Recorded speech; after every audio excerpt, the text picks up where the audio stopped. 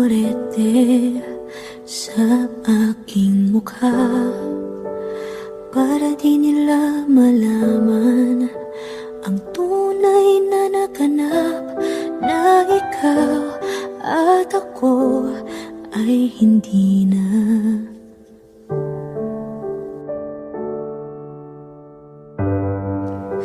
Iniensayo pang mga ngiti para di halata